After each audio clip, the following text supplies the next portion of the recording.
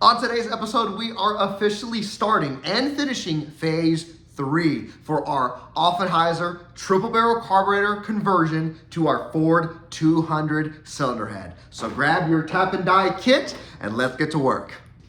Hello everyone, welcome back to the channel, and I am very excited for today's episode. The reason why I'm so excited is because we are finally finishing this project. And in my opinion, phase 3 is actually the easiest of the 3.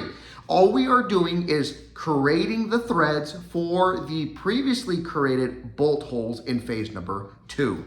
Once we are done tapping in all of those bolt holes, I will then piece everything together and we can finally see our completed job. So stick around to the end of the episode to see what that looks like. With all that being said, let's go ahead and get right into our project. So go ahead and grab your tap and die kit. I purchased mine from Harbor Freight.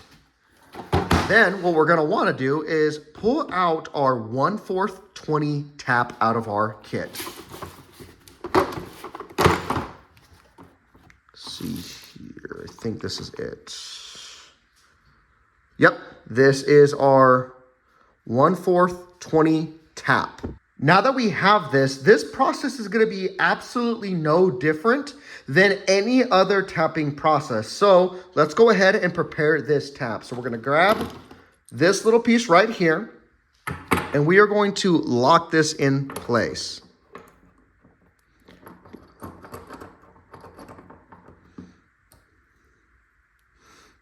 Okay, this is now locked in place, and this is going to serve as our handle to turn the tap to create the threads that we need. So now that our tap and handle are prepared, what you are going to want to do is come in to your bolt hole as straight as possible.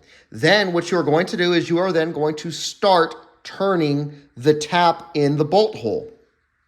The tap is going to catch, so you will literally feel the tap start digging into that bolt hole. Once you feel that, you're going to do a full rotation all the way around, stop, and then you are going to go back half a rotation. Then another full rotation. You are going to do that until you feel the tap and the bolt hole kind of give. Everything's gonna feel really, really smooth. That means you went completely through the bolt hole. So this is what that process is going to look like. I have already began the tapping process. I felt the tap catch the bolt hole, and I'm now going to start rotating the handle to create those threads. So I'm going to do one full rotation,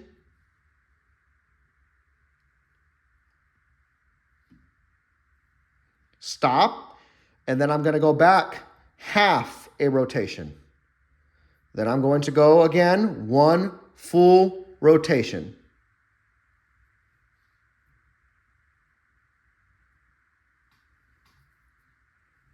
Stop, and then go back half a rotation.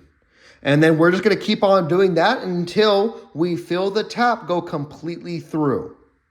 You will be able to tell that you're done because you are no longer going to feel any resistance with the tap. So once you feel that, you're completely done.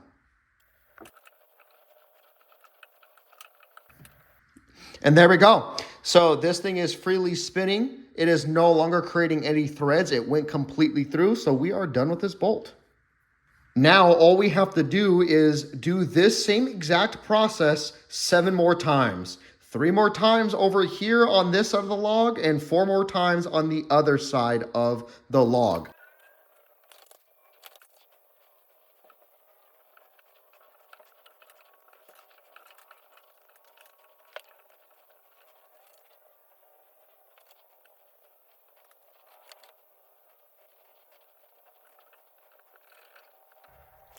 Now that we have finished tapping in to all of our bolt holes, we now need to start focusing on refining this project here. Remember, we have done everything by hand up until this point, so things are not going to be perfect. If we wanted perfect, we would have paid a machine shop to do this. So what does that mean? That means that whenever you get ready to grab your intake and you place it on top of the log, you may notice that these bolts that we just created and tapped in, they may not want to go in, or they may not perfectly align with the intake manifold. Now, that's okay. The reason why it's okay is because we are going to obviously fix that issue.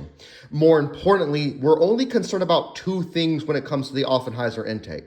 Does it bolt down? And is the O-ring seal sealed up properly?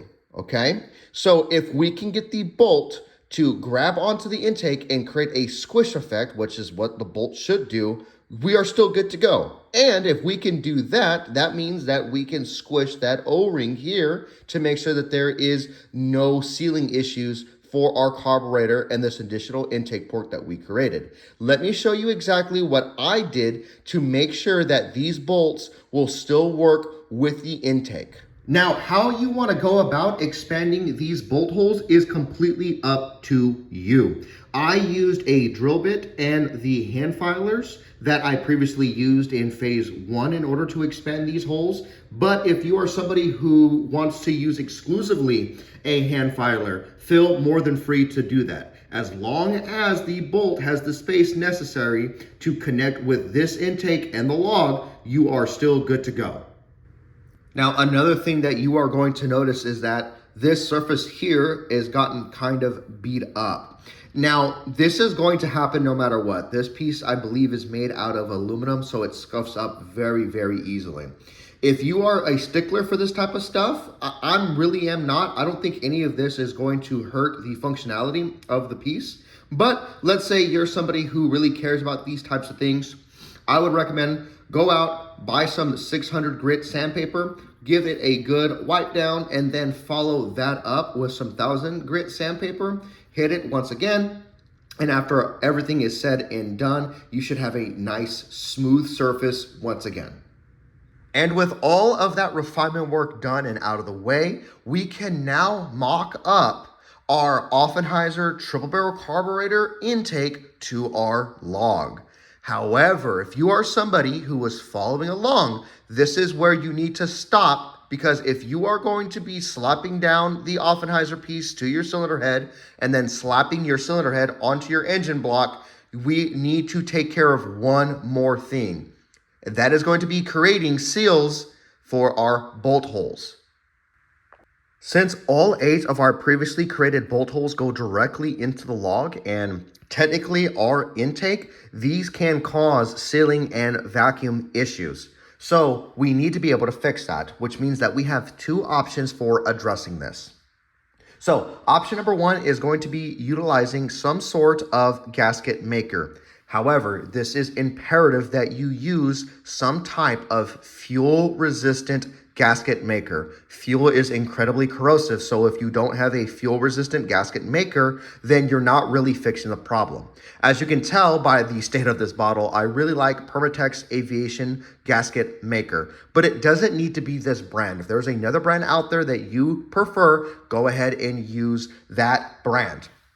The way I would go about applying this is whenever I am getting ready to bolt down the piece, I would bolt this down nice and tight and then spread a nice layer of the gasket maker onto the bolt and a nice layer onto the log at the same exact time. That should create a proper seal so that you don't run into any vacuum or sealing issues. Now, let's say you are somebody who is also concerned about the bolt kind of vibrating out and letting go of some of that pressure on the intake to the log. That's also perfectly fine. What you could do is utilize some sort of high heat thread lock. I really like hot lock. So I would just spread a small amount onto the threads of the bolt, begin threading it in, and then follow up once again with some gasket maker. This stuff right here is what's going to create a proper seal. This stuff here will stop the bolt from coming loose. Now let's go ahead and mock up our Offenhauser intake to our cylinder head. Do keep in mind that even though I am putting on bolts, I'm not tightening down anything because I don't have any gaskets and I don't want to hurt the Offenhauser piece.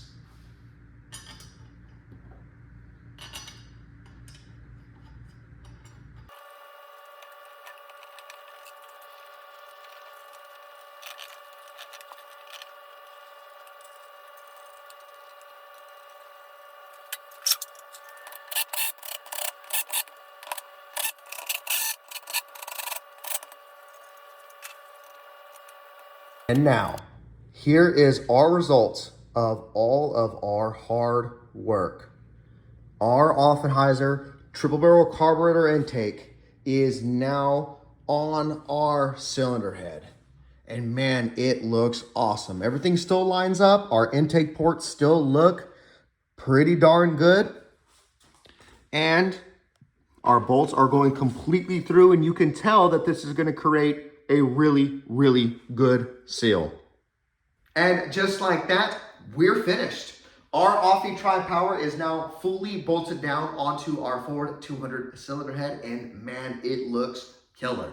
Now, I wanted to do kind of a quick review of this project, just that you guys can get kind of my perspective on it and see whether or not this is something that you want to undertake. First and foremost, I wanted to make it very clear that this project took me about a week and a half, maybe even 2 weeks to accomplish. And it wasn't because the work itself is difficult to do. It's easy to do. It's all of the filming. Filming while working at the same time is very, very time consuming. So if you are concerned about the length of time that it will take in order to accomplish this particular project, I promise you this can be done on a weekend. But make sure you consider this. This is a job that I would consider an easy, high stakes job. What I mean by it being an easy, high stakes job is the work itself is relatively easy to accomplish. However, it's high stakes because you're cutting into a lot of metal. And once the metal's gone, it's incredibly difficult to get it back on. So you have to know what exactly you are doing.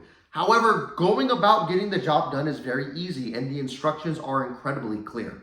Now, this project might be done, but we still have a rebuild that we need to get to.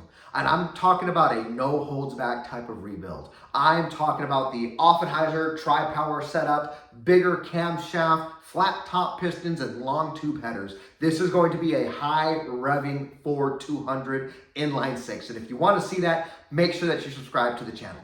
And if you found my video tutorials on how to install one of these Offenhausers to your 200 cylinder head helpful, please give the video a thumbs up. It helps out way more than you could ever imagine. Until next time, everyone, bye-bye.